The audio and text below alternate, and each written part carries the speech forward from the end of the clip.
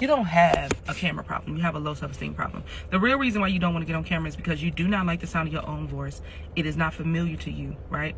And you don't like how you look, and you cringe every time you see yourself on camera. In other words, you don't really like yourself as much as you think you do. You want to talk about it? Now, y'all asked me for part 2, so I'm going to give you part 2. Ready? Now, in this video, I'm going to break down, I'm going to give you three ways that you can break this.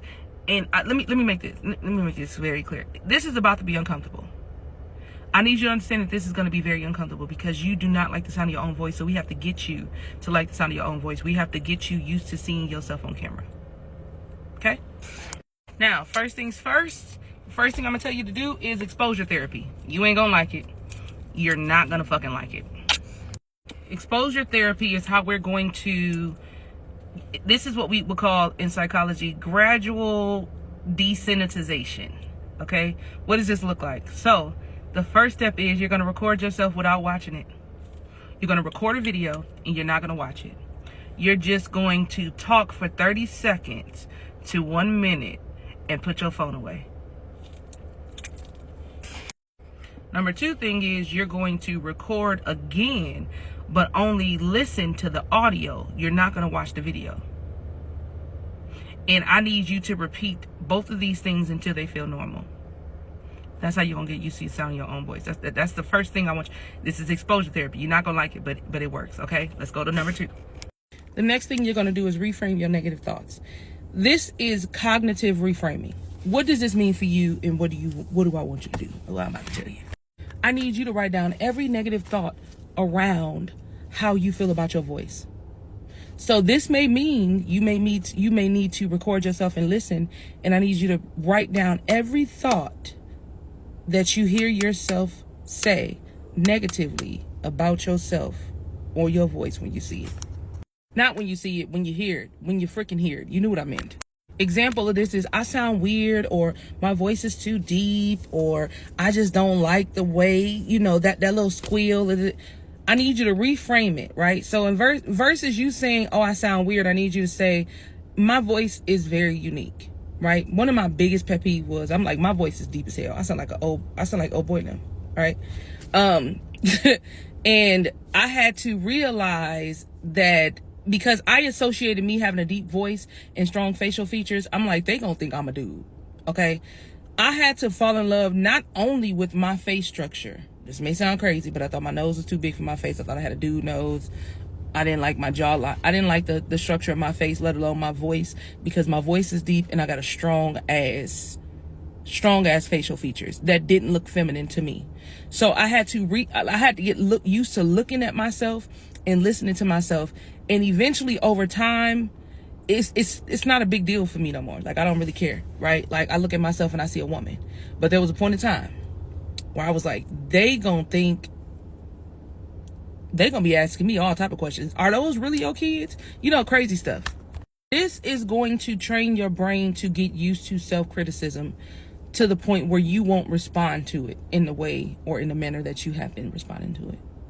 I think that's what I'm trying to say. I think that's fair. That's fair.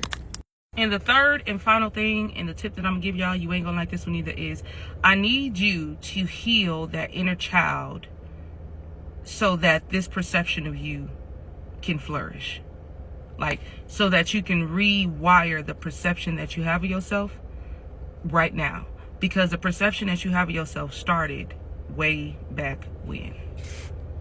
Like, you have to go back to that version of yourself where you first felt ashamed of your appearance and your voice. Now, for me, I'm my mother's darkest daughter. I don't have any sister that is my complexion. I'm the dark-skinned sister, okay?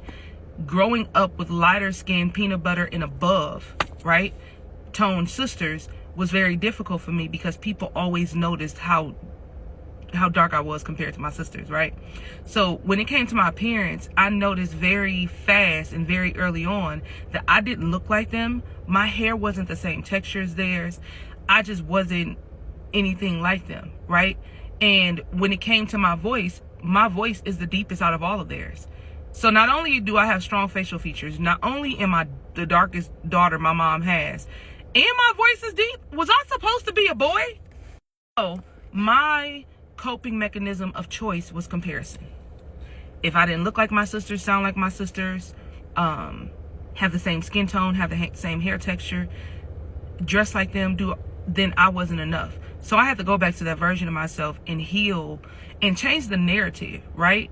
Of what I thought it was. Because you have to understand, when you were 6, when you were 7, when you were 10, when you were 12, when you were 13, your frontal lobe is not even fully developed. So you can't even really grasp the concept of what this moment really is and what is really going on in this situation. So you have to go back and literally uproot it from where it started so that this version of you can flourish into who you always wanted to be. And I'm saying that it's not going to be easy, and it's the most uncomfortable thing you're going to have to do, because you're going to have to deal with that version of you. You're going to have to deal with that version of you. I'm so sorry. It's not the funnest thing in the world, but it is necessary in order for you to become the person that you want to become. You want to become a content creator. You want to get used to seeing yourself on camera. You want to get used to your own voice. You got to uproot it from where it started. Now, if y'all like content like this, where I break down why most people have this shy spirit, where it is showing up within their self-esteem and why they can't create content, the self-validation, the perfectionism, all of this stuff when it comes to content, right? Let me know. Let me know if y'all want me to do a series. If you want me to do a series, put series in the comments, and I will absolutely run that back for y'all. And we could probably start next week, Monday.